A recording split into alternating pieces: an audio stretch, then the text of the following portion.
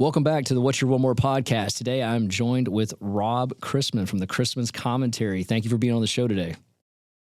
Well, you're very welcome. It's an honor to have you on here. You know, Rob has been in the business since 1985, coming up just over 38 years. And today, the information that he's going to bring is from the capital markets side of the lending industry. And for those that don't know exactly what the capital markets means, that is the secondary side of mortgages and mortgage lending, and kind of where all of the servicing and the selling and the putting together, securitizing these mortgages takes place. And it's a very interesting side, but it's a side that's not really talked about enough, and I'm so excited to bring it to our audience today.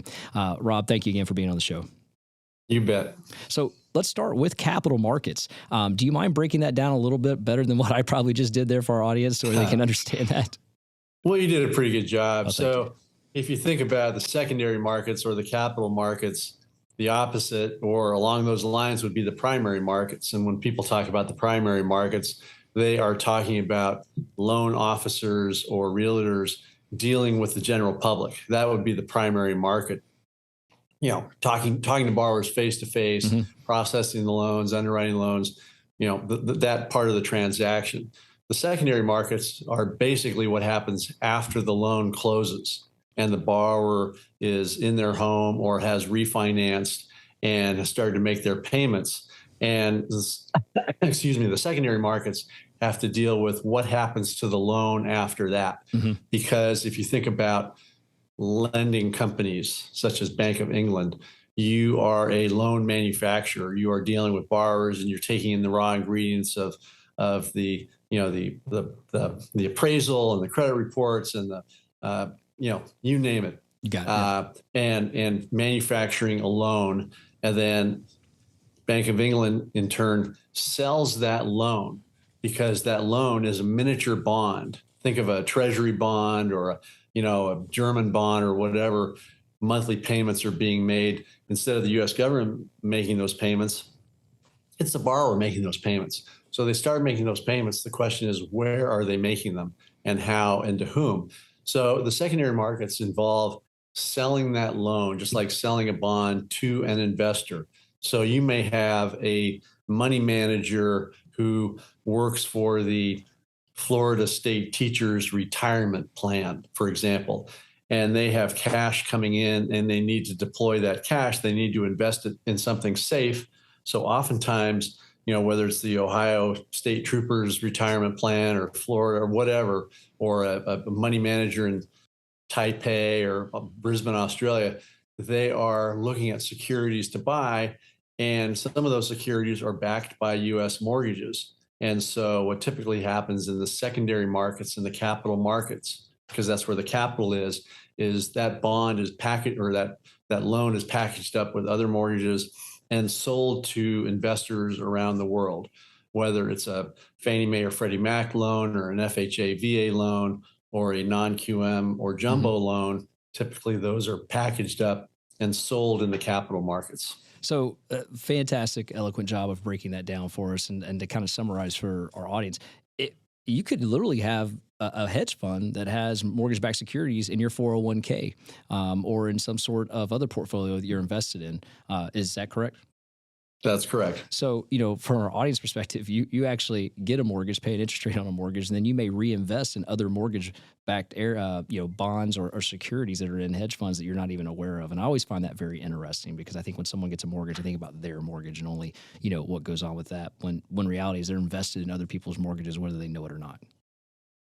Yeah, I'm not going to go too far down this path, but if you think about a steer, different parts of a steer that become meat, some of the ground chuck goes one place and the sirloin goes somewhere else, and the top round and the bottom round and the filet mignon and all kinds of, animal parts are flying around. So you just don't know where that part of that steer goes. When you fund a loan, you don't necessarily know as the borrower where that loan will be and who you're going to be sending your monthly payments to a month or two or three down the road. Bank of England may keep part of it, may keep the loan, or if you sell it to Fannie Mae, for example, maybe Bank of England continues to service that loan, or maybe a lender will hire a sub-servicer who specializes in servicing loans. or maybe that loan is sold to, excuse me, is sold to, another company entirely, like a large bank, like a Chase Manhattan or Wells Hmm. Fargo. And so the borrower may receive a note down the road saying, all right, uh, we've enjoyed having you sending your payments to Bank of England. Great, thank you very much. But your servicing has been transferred to Chase Manhattan, JP Morgan Chase or AmeriHome Hmm. or somebody else. So, yeah, it's what happens in the capital markets is a little bit confusing to somebody who's not accustomed to it, but it's relatively orderly and makes sense if you take a minute to think about it. Yeah, and what you're referring to there is the hello goodbye letter, the one that comes in the mail at standard, where the borrower's saying, hey, or the lender at this point saying, hey, thanks for being with us, but now you're transferring here, or hey, we welcome you and you were making payments here, and that happens all the time. Sometimes borrowers get really upset about that, but it happens way more than it doesn't happen, and a lot of borrowers just don't understand that it's very fluid. One of the things I've always wondered is, talk a little bit about servicing for just a second. It's not uncommon to pay, let's say, a lender A, but lender A doesn't necessarily own that loan. They're just collecting the payments and the servicing release on it. Why would lenders want to do that? Why would lenders want to collect payments when they don't own the loan? Well, because of a couple different reasons. And I'll use another analogy. Um, you could own a gas station, Hmm. for example. Let's say you own an Exxon station, and Exxon brings in a tanker full of gas and fills your underground pumps, and somebody comes along and turns on the pump and pumps the gas into their car. You, as the gas station owner, may not necessarily own that gasoline that's under the ground there.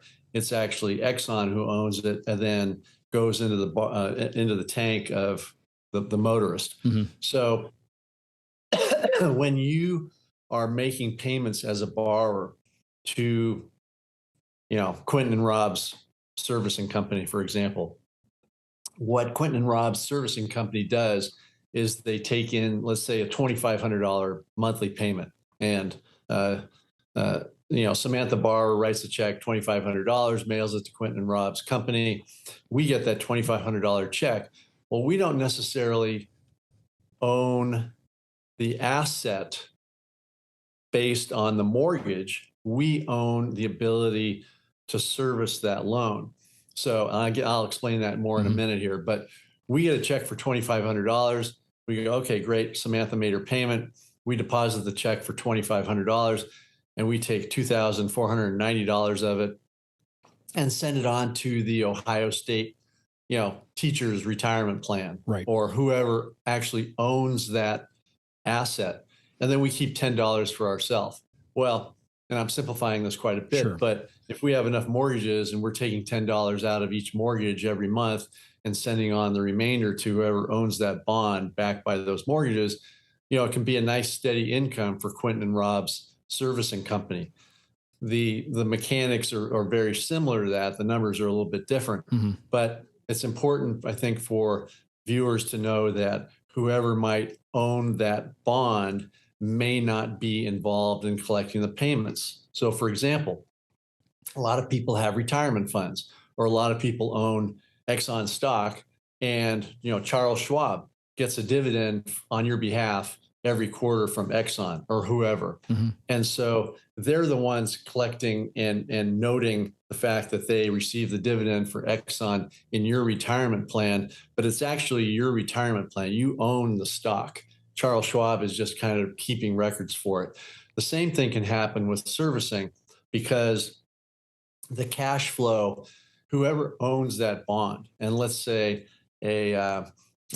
once again, round numbers here to some extent, Bank of England sells a bunch of loans to Fannie Mae, and Fannie Mae issues a mortgage-backed security, and a money manager in Johannesburg, South Africa, buys $1 billion worth of mortgages from Fannie Mae. Well, that money manager in Johannesburg, South Africa, couldn't care less about collecting the payments from Samantha Borrower. They want somebody, for example, here in the United States, Hmm. to collect those payments. So they own that $1 billion security backed by the mortgages, backed by a lot of Samanthas out there, but somebody's got to collect those monthly payments. And that's where borrowers are sending in their check to whichever company, Quentin and Rob's servicing company, and then we take the money and send it on to that Johannesburg money manager. Yeah, and to put in perspective, I wish we had Quentin and Rob's servicing company, because there is a lot of money made on that platform doing servicing. And, I think one of the misnomers is, someone, a general public goes, wow, well, you're keeping my loan for 30 years, so you're making all this interest on the loan. As the servicer, that's obviously, as you described very well there, that's not the case. But there is a threshold. There is a certain amount of time. Maybe it's 2 years, maybe it's 3. But can you explain to the audience why it's so important that when a servicer or an investor buys that loan, services that loan, that does take some time? It's not real quick. It does take at least minimum 2, maybe 3 years for that to become a profitable situation, in order not to have like an early payoff or some sort of recapture involved with that. Sure. Once again, I'll use an analogy. That's great. I'm gonna put you on the spot here. Okay. All right. If I walked up to you on the street and said, Quentin, Mm-hmm. I'm going to pay you $10. How much is that worth to you? You're going to answer $10. That's correct. Why would you even do that? If I walked up to you and said, I'm going to pay you $10 a month, pay me now for $10 a month, your first question is going to be, how long? Correct. How many months? How many months? 1 month, it's worth $10. 2 months, it's worth $20. 3 months, $30. But when you're talking about large numbers, you're discounting that cash flow back. So it's not worth necessarily. If I said a year, you would think, well, 12 months times 10, that's $120. But it's actually, when you discount that back, it might be not $120. It might be, $119 or $118, whatever the discounted cash flows are. And so the more months, the more it's worth. And if I said, Quentin, I'm going to give you $10 a month for the next year, you pay me $120, say, mm-hmm. and I only give it to you for 6 months. Well, you're out that extra 6 months of income. Where's my other 6 months? You paid $120 to get $10 a month for the next 12 months, and I only gave you $60, and you're like, where's the other 60, dude? So when a investor buys loans, when they're calculating the price for those mortgages, they assume some kind of life for that mortgage, which is why when rates go up, the companies that make a market in servicing value that servicing for those lower rate loans more highly, because the value goes up, because those loans, no one's going to want to refinance a 2 3/4 30-year fixed rate loan. Now they may sell the house, so that may happen, but no one's going to refinance that typically. And if they have to refinance, or if they need cash, maybe they'll do some kind of HELOC deal or whatever it might be. On the flip side, some months ago when rates were in the 7s, when rates were in the 7s, the investors were very hesitant about buying servicing or buying loans at those rates, because the thinking was at some point rates are going to creep back down. Who's going to refinance? Somebody with a 7.5% 30-year fixed rate loan. So I'm not going to pay much for that servicing, because we're not going to have that loan on our books for very long. And sure enough, rates have come down. The value of that servicing has dropped, because those investors think, okay, these loans are going to pay off any month now, especially if rates start creeping down a little bit. So I don't even want that servicing. Yeah, and that poses a big threat to that potential investor. And what happens is you're seeing exactly your point there. And there's a reduced premium put on that, and there's also not enough room for everybody in the equation, from the LO, from the lender, from the servicer, and the investor, to make money on that. So it forced higher rates in the market than what we should have had, and forced more discount points in transactions than you would normally see because of what you just described. And I think what I just heard there was we had a lot of people promising 12 months, but only able to deliver 6 because of the threat of refinancing.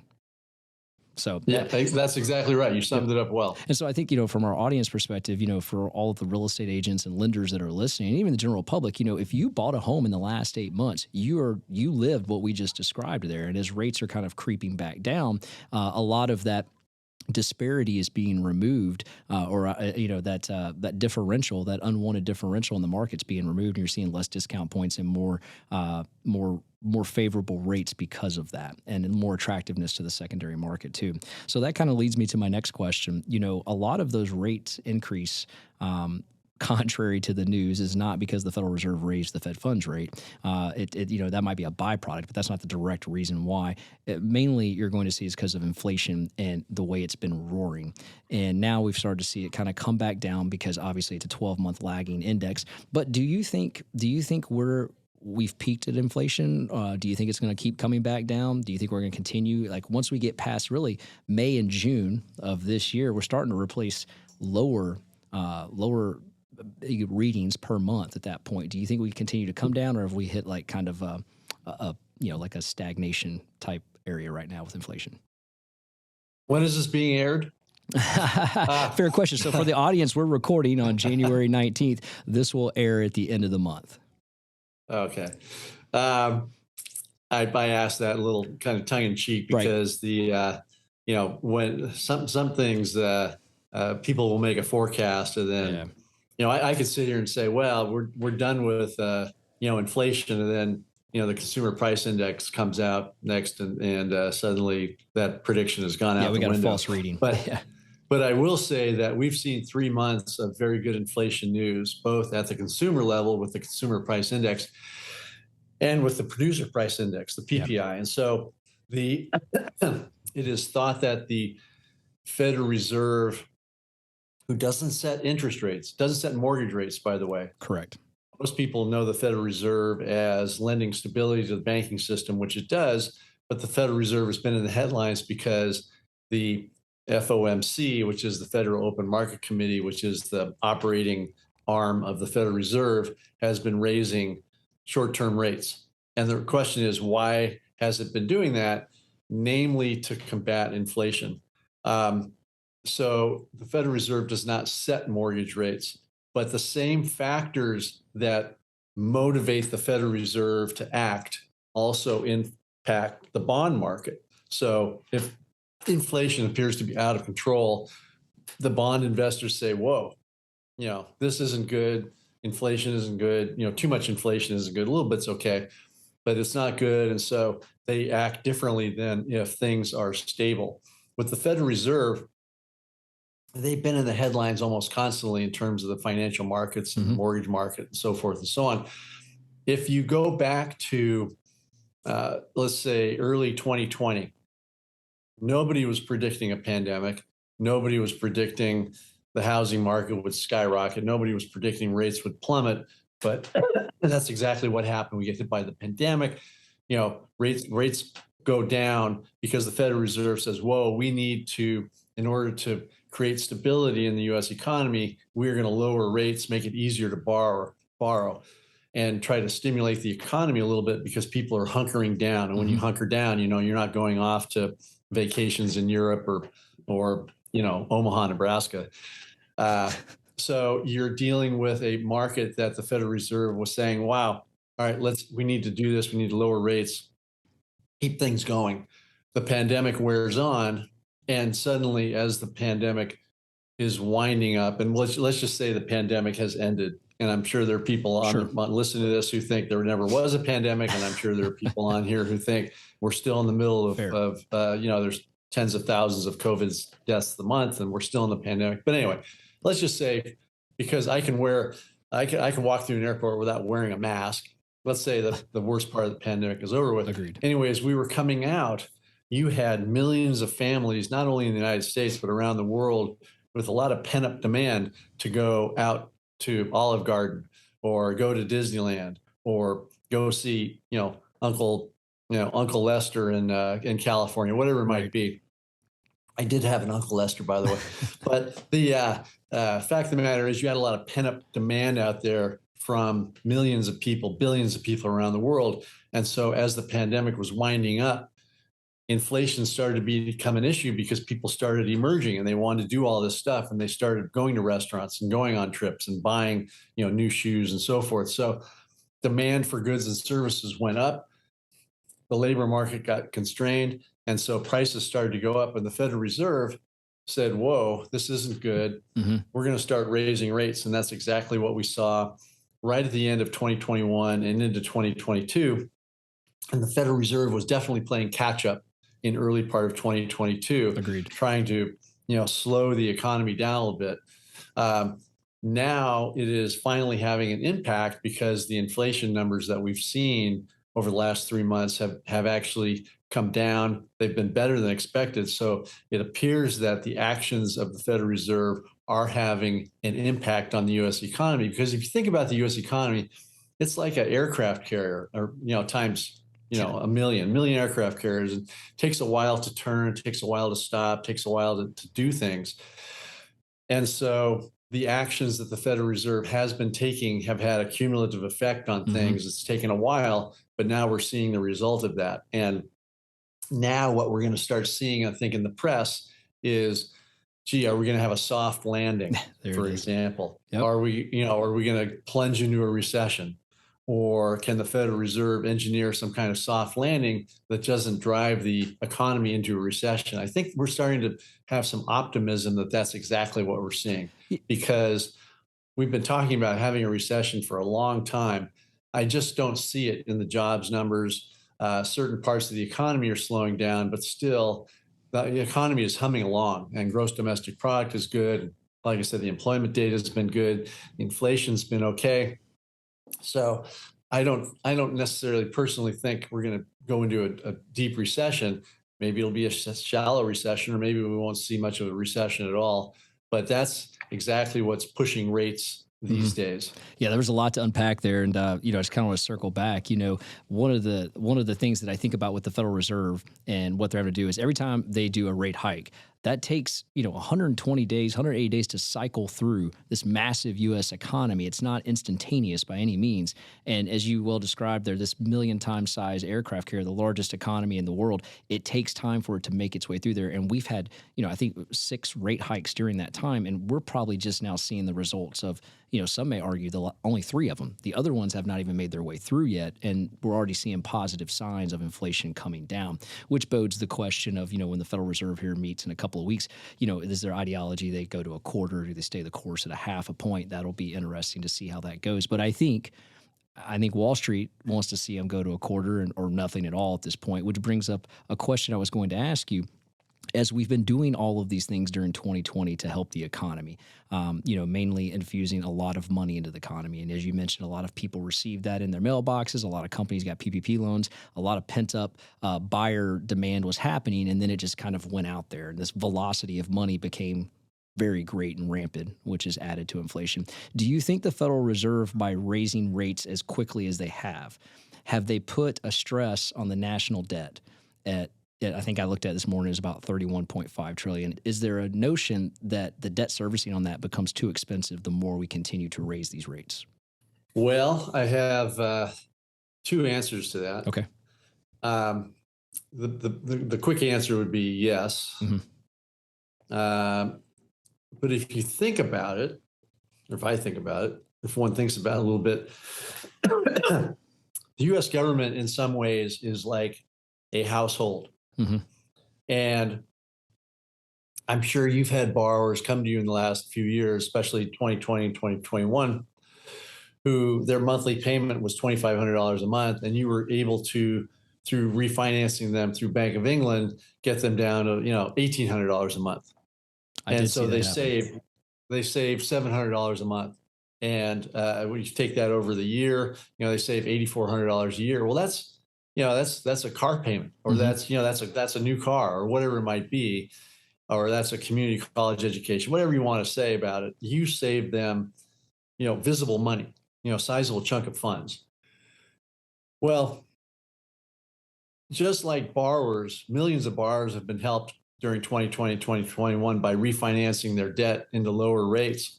The U.S. government was doing the same thing, and cities were doing the same thing, and counties and state municipal bond market bonds, they were doing the same thing. They were refinancing that debt at much lower rates. And so the US government may have had a bond payoff that they were paying 8% on.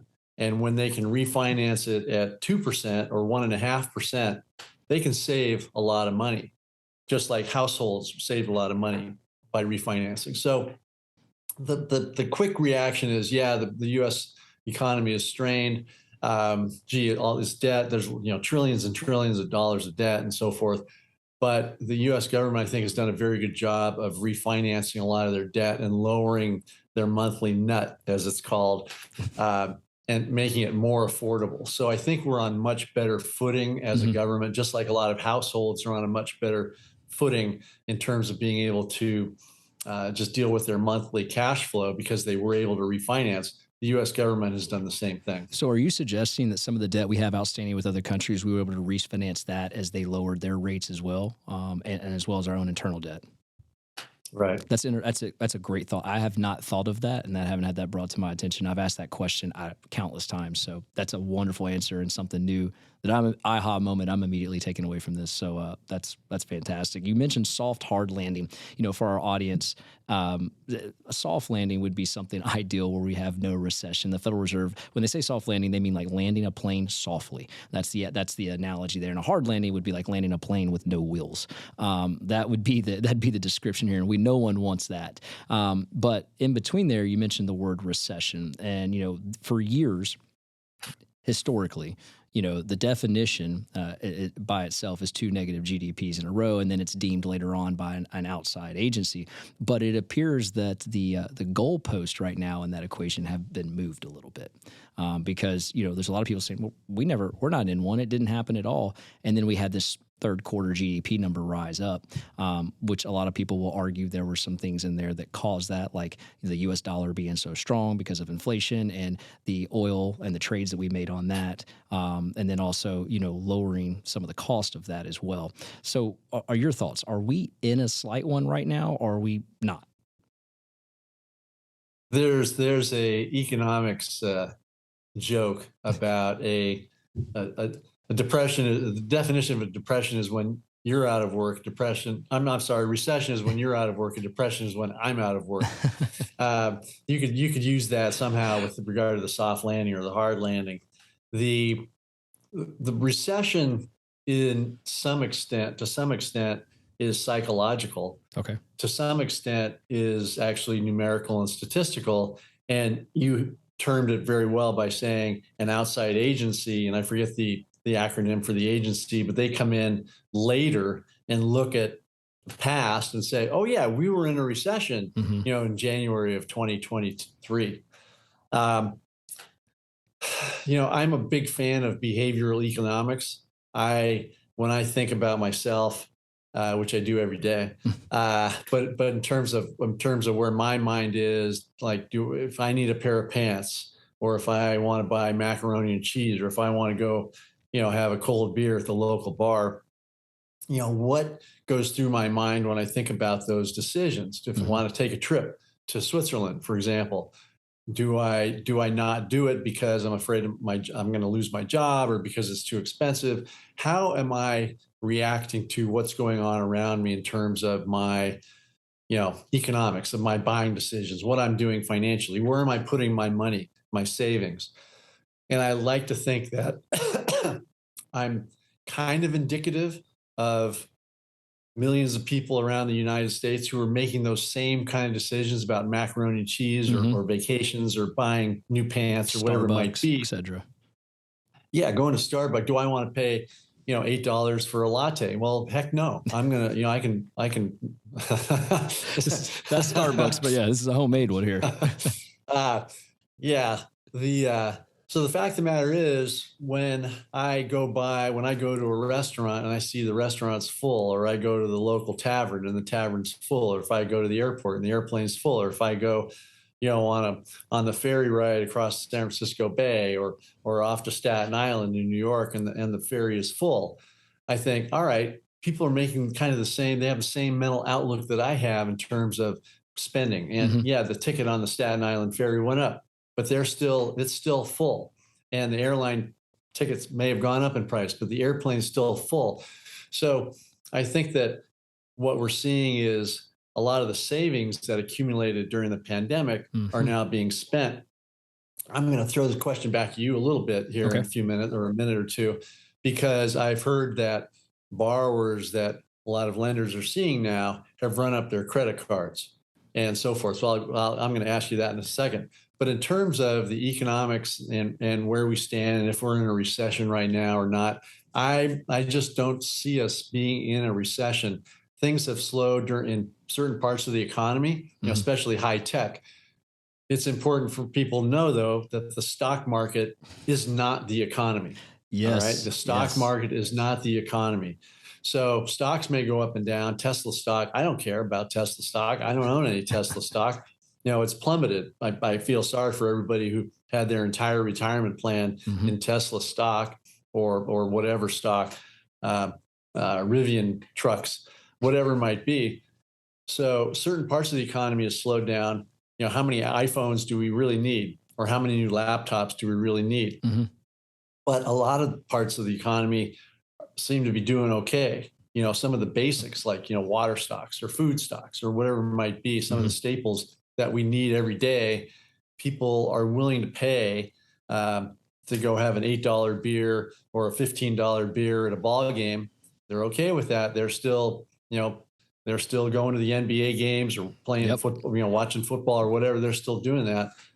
So I just don't sense a recessionary environment right now. The mood is not down so much. But what are you seeing in terms of borrowers that come across your desk? Well, that's a great question. From a behavioral economic standpoint, I had a clip go online and it went viral, over 110,000 views. And it was exactly what you just said. We were talking about when you go to the restaurants, they're too full. My point in that was that we have to stop the spending. It doesn't mean you got to make less. We just have to stop spending as much as we're spending as a society to help counter this inflation that's going on right now. And I used the Starbucks examples and things that you were talking about. And there was more people that liked it than didn't, but the ones that didn't were very vocal about what they didn't like about that. And what I found with that was no one likes to be told how to spend their money. I get that. But also no one wants to be told that they received money during COVID that helped increase the savings rate, to your point, was the highest I think we had seen in the U.S. And now we're back to pre-pandemic levels, lower, one of the lowest savings rate. I think it was 2.4 last time I checked, which is not good. And you combine that to your point about credit card debt. I just saw on the consumer spending report that came out for the month of November. Now, this doesn't include the holiday season. We're at $925 trillion in credit card debt as a country. The record's 927, and as we speak, I'm pretty sure we're well over that. And that doesn't include online shopping that does the buy here, pay later, because we can't account for those types. They never hit the credit report. So, when those 6 months come due, they're going to put that back on a credit card. That's how that works. And the debt's going to go up even more. And 47% of America is not paying their credit card in full right now, which means they're either making minimum payments or they're making partial payments, but they're not paying it off. And the average rate on that debt right now is 19.6%. Absurd. Well, that's a problem. That's a huge problem. And, and as long as these credit card companies keep issuing new debt, that also is compounding inflation because we're creating new dollars.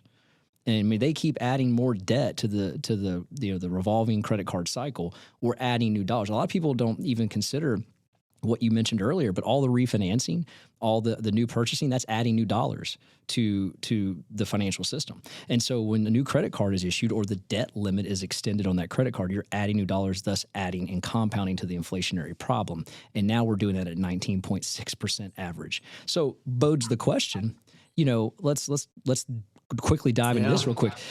At some point, these major credit card companies, Jamie Dimon probably has the biggest outlook of anyone on this. And he said a hurricane is brewing in the consumer credit market right now. And he specifically is referring to the credit card debt, because there's no recourse for credit card companies at all. I mean, if a consumer files bankruptcy, if they can, it's not like the credit card people come back and say, hey, give me that cup of coffee you bought. Give me that microphone I'm talking on right now that if you paid for that on a credit card. There's no recourse. And so, it's kind of one of those things where consumers they're kind of figuring it out. And I think they're debt financing their lives. And the stats agree with me to go to those restaurants you just described, to go to that tavern, to pay for these things. A lot of it's being put on credit card essentially on money that's not there, which is why 47% of Americans are choosing not to pay it in full. Boy, I better, I don't know what I'm going to do with that information. Shoot myself in the head. No, don't do that. No, I won't. But the fact of the matter is, yeah, people have been spending. Interestingly enough, though, the employment numbers continue to point to very low unemployment. So people have jobs. True. Wages have been going up somewhat steadily, maybe a little less than expected, but that's okay. So the wages have been doing okay. They've been kind of keeping pace with inflation, or at least the current inflation rate, perhaps. So I think that, yeah, we'll see what happens. Debt is a big part of our economy, whether it's mortgage debt or student loan debt or credit card debt.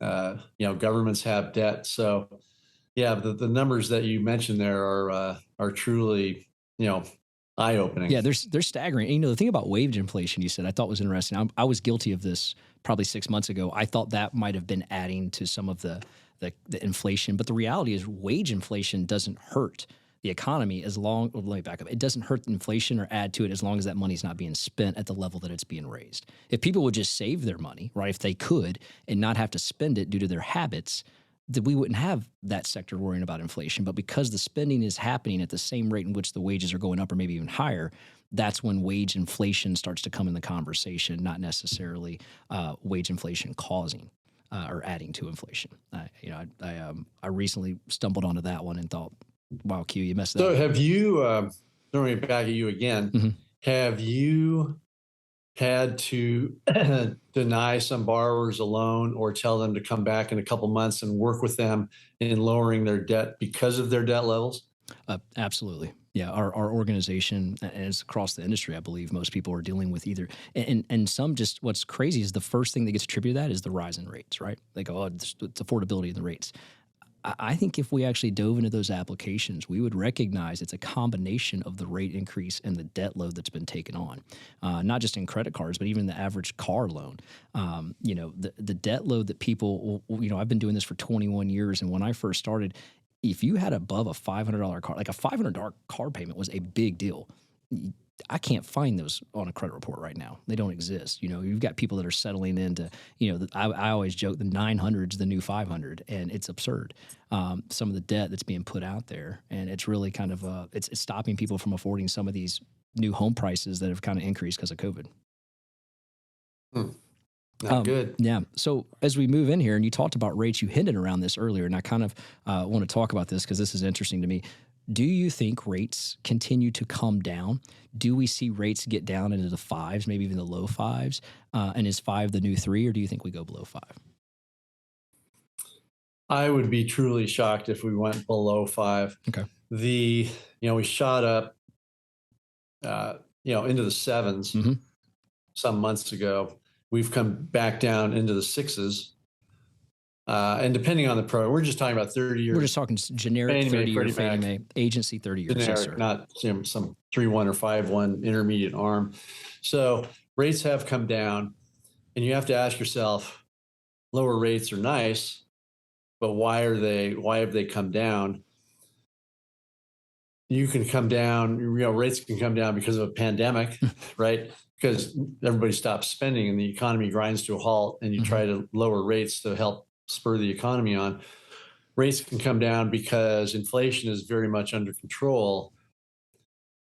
But when you talk about 30-year rates in general, it's important to remember that part of mortgage rates involve not only the bond market and where general interest rates are, but also credit risk that you have with those borrowers who are backing those, who are getting those home loans. So, but that aside for the time being, and I think maybe we just talked about it a couple of minutes ago with regard to credit card debt, but in general, rates have come down because investors feel that the Federal Reserve is having a positive impact on the economic climate. So the expectation is that if inflation stays under control or continues to drop, interest rates will continue to drop. Are we going to get back to a 2 3/4 30-year fixed rate loan? No, I would Not a chance. It's not going to happen. Can we get into the 5s? Certainly. Yeah. If the economy, and overall, overall, the economy's doing okay. Hmm. There's not a catastrophe brewing. Just like overall, except for Russia and Ukraine, the world is kind of a peaceful place right now. Correct. People don't like step back and think, there's not, we're not at war anywhere. Things aren't, North Korea isn't firing missiles at Japan yet. China hasn't invaded Taiwan yet. The overall, the world is a pretty peaceful place right now. Overall, the U.S. economy doing okay. Hmm. All right, we're doing okay. So, but there's always that sense that something's going to happen. Right. We need to talk about something that's going to happen 6 months down the road. Nobody has a crystal ball, but gee, what could happen? What may happen? Could rates go down? Yeah, they could go down, but it's important for people to know why they would go down. As to your point, do we want another pandemic? No. Do we want a depression or a recession? Not really. But those things tend to drive rates down. Hmm. But the third thing is just the Federal Reserve is keeping the economy stable, and the economy is kind of doing its thing, and inflation is under control, and so on. And I think that will make rates gradually go back down. I would say 30-year rates in the fives, definitely a possibility. That said, I don't think any loan officer or no loan officer that I know of is telling a potential borrower, you know what, come back in 6 Yeah. months. I think rates will be lower. Correct. Put off your buying decision for another 6 months because you know what, you'll be better off. I don't think anybody's saying that. I think to some degree, borrowers have become accustomed to interest rates where they are. And if you really want a home and you have a family or you just want a house or whatever, you want to get out of your parents' basement, or you're tired of living with your roommate or whatever it is, you're tired of the landlord raising the rate, raising your rent, Hmm. you want a home. And yeah, rates are where, okay, well, let's figure out if the monthly payment works. Correct. And what companies like Bank of England are doing is saying, you know what, yeah, rates have gone up, but you know what, we've got this great down payment assistance program, or we've got this bond program, or we have this intermediate arm program. We can figure this out. And you know what, you don't need 20% down to buy a home. You can do it with much less down. And so good loan officers are figuring out ways to help borrowers almost regardless of interest rates. And yeah, the rise in rates has impacted affordability. Rates have come back down. Could they come back down? They probably will. I think the Fed's doing an okay job. We're always second guessing the Fed, but I think overall it's doing a good job. And so yeah, rates could easily. I think the odds of rates coming back down a little bit is greater than the odds of rates going up. Yeah, I would agree. So I would agree. my Now, 2 cents. no, I appreciate it. That's great. And one of the things that we kind of talked about pre-show here that I think is important is there a dark side to rates coming down quickly or coming down at all based off where we just were 6 months ago? Well, you don't want to get into a volatile interest rate environment, just like you don't like a volatile stock market environment. And interest rates shooting up as they did in the first part of 2022 was not a good thing for borrowers. It wasn't a good thing for lenders. It wasn't a good thing for the capital markets because investors got spooked. It's like, holy smokes, what's going on here with rates? We also don't want to see rates, do that. I mean, lower rates are fine, but getting there like that is a lot different than, it's like landing a plane. Correct. That's good. Slow and steady, but a deep dive's a problem. Right. Not good.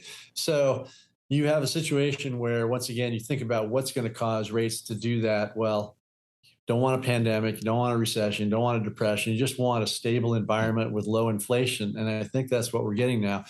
If you talk about a possible negative impact of lower rates, sure. As we talked about earlier in the show, everybody who has a 7.5% or 7% 30-year fixed rate loan, they're going to be first in line to refinance that loan. And so if you are the owner of that cash flow from that 30-year 7 or 7.5% loan, it's going to come to an end. And that's already kind of priced into the market to some extent. But there's not a lot of negatives to interest rates, assuming a more steady, normalish level. I will argue that mid 2020 rates were abnormally low because of the pandemic. The Federal Reserve had lowered rates to near zero to try to spur economic activity. Now economic activity is going on, rates have gone up, and there's a kind of a nice level of interest rates. I think we have a ways to go down more. I don't think we're there yet, but I think that there's not a lot of negatives other than, people refinancing their mortgages, Right. with rate, a good stable rate environment, 30-year fixed rates in the fives. I think we could probably live with that. Yeah. If we did have a deep dive, if we did have a quick shift, let's say we have a war, one of those attacks you mentioned happens, the calls to drive in the U.S. to help with that, and that could accelerate maybe a deep dive. Could. What's the dark side of that as far as margin calls in the secondary market? Yeah, getting back to the secondary market and capital markets in general.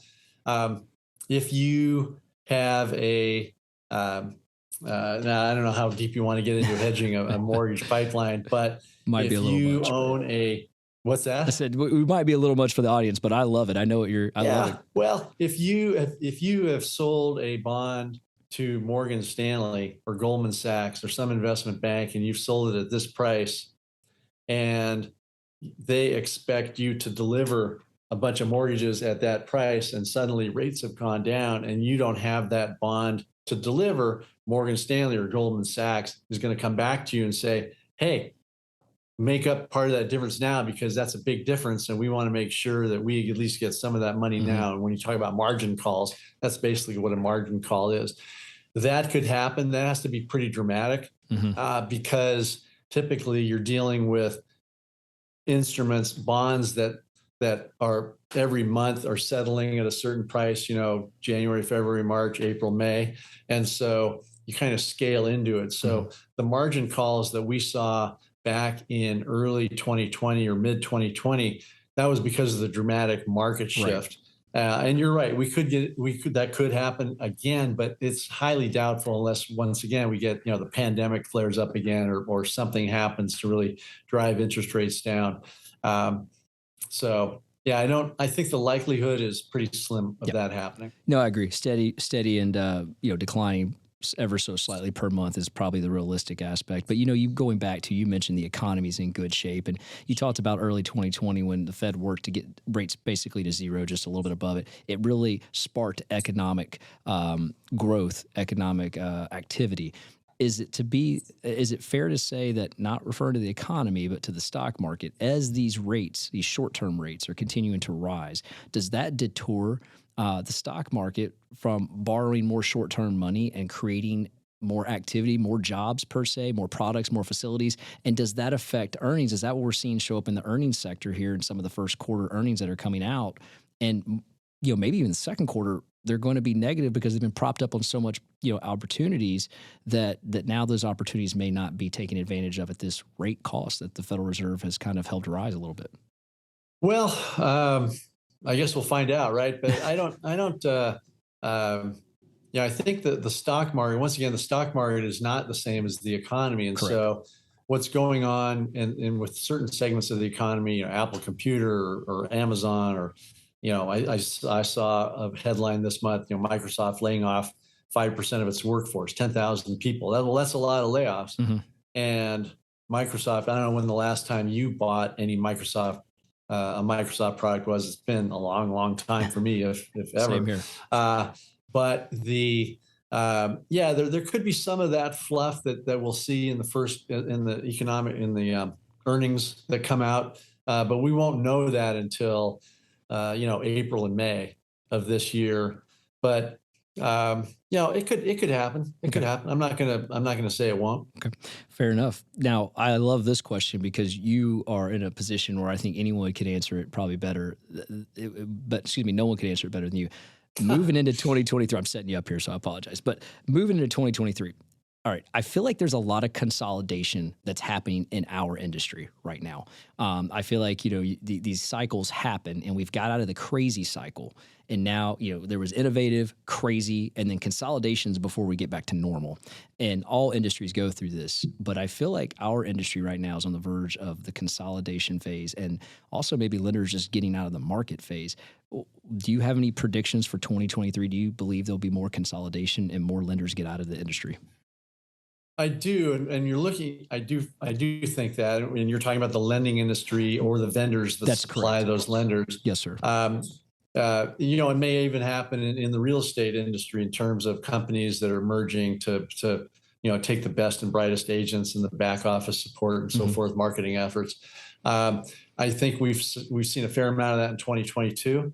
I think we're going to see more of it in 2023.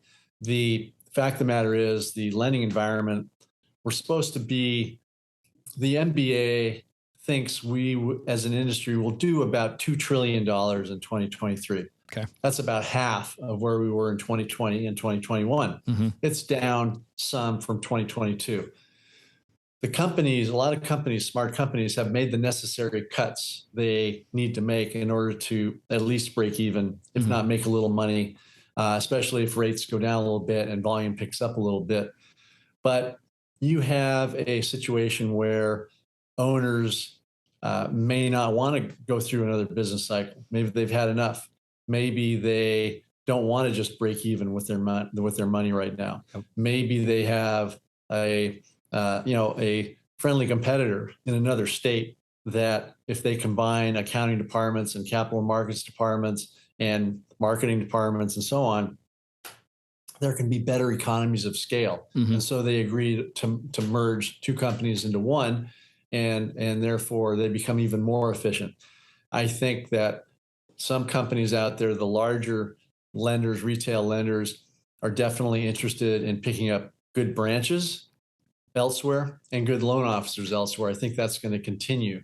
So yeah, I think 2023 will have just as many mergers and acquisitions as we saw in 22 in the lending and vendor environment. Yeah, no, it definitely feels that way. And, I think to your point about the executives, owners that, let's just call it what it is, they made a tremendous amount of money in 2020 and 2021. And maybe they lived through the 08, 09, 7, 6 cycle and said, you know what, I'm just not going to do this again. Like, I'm going to take my money and run. And we've seen some large companies shut down, like completely cut off their retail environment. And you kind of get the notion that was what was happening to these execs. Yeah, and that will help those remaining. Yes. Bank of England. It will. Absolutely. No, absolutely. So what technology do you see changing in 2023? I read a lot of your commentary. You do a great job at talking about that stuff. Do you mind sharing a little bit with our audience? I don't know. I don't know. There are some amazing products that are out there now that have really helped lenders. But in terms, there's so much technology that frankly, I can't keep track of it all, whether you're talking about loan origination systems or automatic underwriting systems or sub-servicing systems or, fee collection or compliance, quality control. I mean, it just runs the gamut. And there's lots of companies in most of those spaces who are offering some really nifty products for lenders. So I don't, and I'm not privy really to any inside information like, oh, wait, ABC is going to come out with this in 3 months. So that'll change the industry kind of thing. I think that it's obviously in vendors' best interest to continue to be on the cutting edge and figure out what best helps their lender clients and always listen to what the lenders are saying. Like, hey, wouldn't it be nice if we had this? So the vendor can go back to the drawing board and figure out, oh, how can we get them what they want? Yeah. And woe to any vendors, and I'm not going to name any names, but you know who you are, who don't listen to clients or whose customer service is not as good as their competitors, because I don't think that's a recipe for success in the long run. Oh, I agree. No, I agree. Do you think, I often get asked this, and I think for me, because I'm in the business and probably you too, it seems such an absurd question, but it bodes the question still to be asked. Do you think technology can take the place of a loan officer? Shaking his head immediately. No, I agree with you. I think there's a human aspect that will always have to be there at some capacity. And I think there's some companies that who they are that want to do that. Yeah, it just doesn't, it's not, just don't see the loan officer going the way of the, tallow salesman or the lamplighter. I can go on and book an airline ticket in 3 or 4 or 5 minutes using my credit card and a laptop.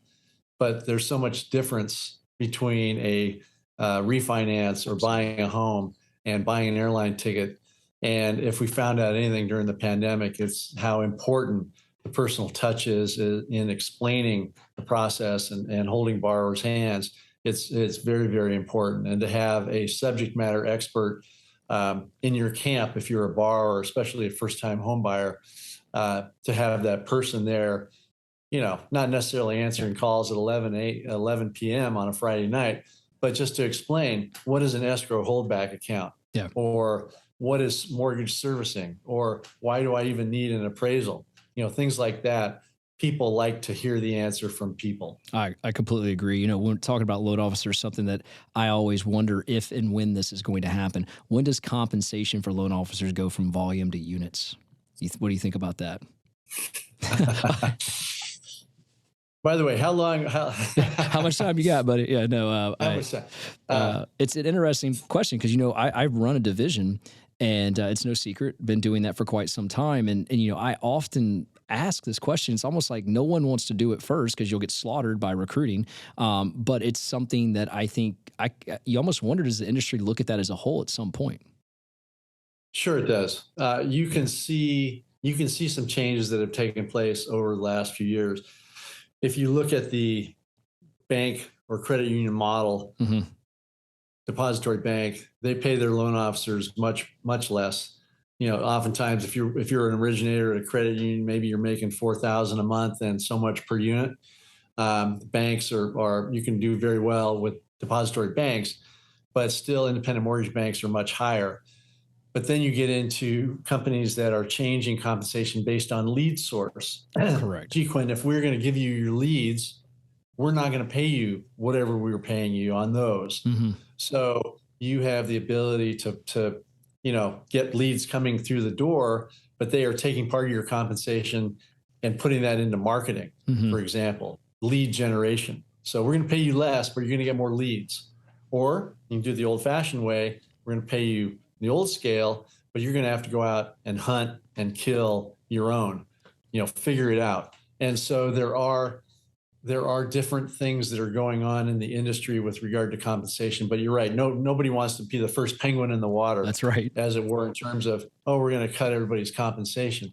I've seen companies scale back compensation and put their money into training, put their money into marketing, put their money into intra-company development that in the long run actually helps the loan officer more, but it's tough to see in the short run. Absolutely. Absolutely. Do you see any mortgage products come to the space in the next 2023, 2024 that look different than what we currently see right now?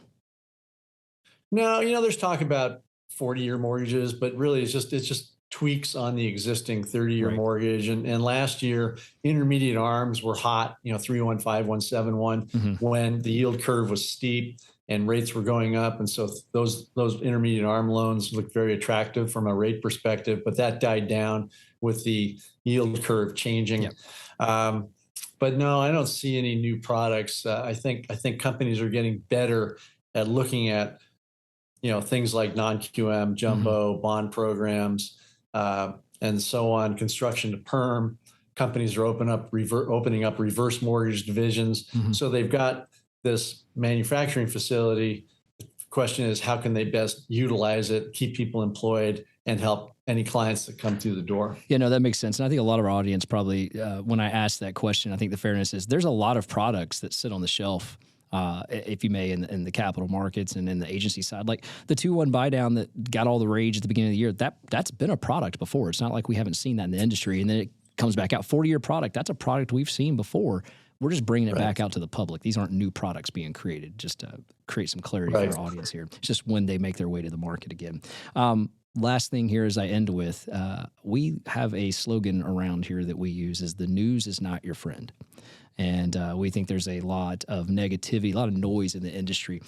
What's your thought in the world of news and what it provides to the general consumer? Does it provide quality reporting and accurate information, or is it something that is definitely, how can I say it, have an agenda when it comes out? Unfortunately, I think it has an agenda. And that has become worse as the years have gone by, when you have news sources that are trying to have you click on the story because of a sensationalist headline or a slant that is put on it for political reasons, whether it's left or right.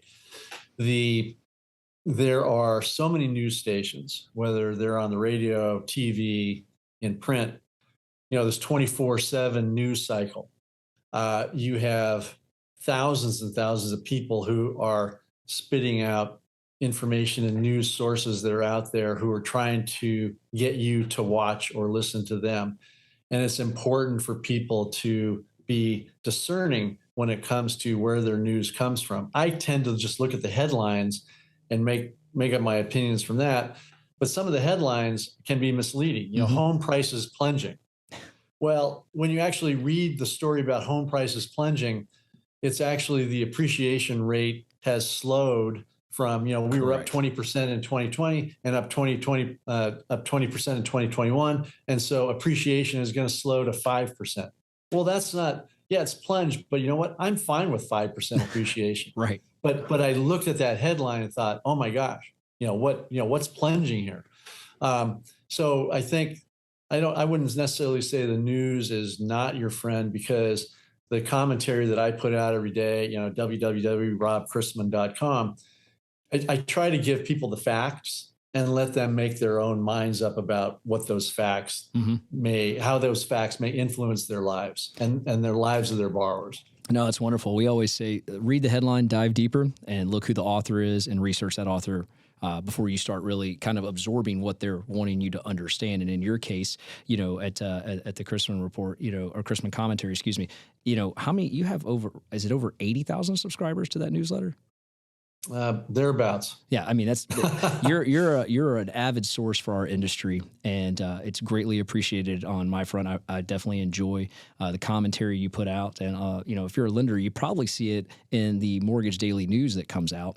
It's one of the last segments of the 3 on the email that comes out every day that comes from Rob, and it's really wonderful. And if our audience wants to hear more from you or get more from you, do you mind letting them know where they can go? I know you mentioned it earlier, but yeah, it's just www.robchrisman.com, and there's a little subscribe button on there if they want to sign up. But yeah, robchrisman.com. That'll also be in the show notes. That will also be on the notes in the podcast as well, so you can click on that and do that. And if you like what you're hearing, please share this podcast. Just right-click, share, send it in the form of a text, and subscribe at the top, and leave us your comments. We'd greatly appreciate that. And if you rate this a 5-star, we would absolutely approve that as well. And for people still watching, that's not some kind of fire going on behind me. We've had a lot of rain in the West, and that's actually a big puddle that's outside that's reflecting the sunlight. Oh, wow. And it's a little bit windy, and that's what's going on behind me. So I apologize. No, not at all. I actually thought it was like the way the light was hitting you. I thought you had like a mirror in the background. The light was hitting that. So no, it's reflecting off a puddle. Well, thank you for clarifying. Rob, your son also has a podcast that I listen to. I think it's great as well. Robbie has a podcast. Do you mind sharing that with our audience? Yeah, it's actually in the daily commentary in the opening paragraph every day. Okay, great. So there's a link there, but he does a good job with it, just as you do a good job with yours. Hey, I greatly appreciate that. It means a lot. Thank you so much for being on the show today. It was an absolute honor having you. I really enjoyed our conversation, and I know our audience is going to love it as well. So thank you so much. Okay. I got one more shot, I'm gonna make it. One more chance, I'm gonna take it. I meant it when I said it, now it's time for me to do it. I got one life to live, so I put my all into it, yeah.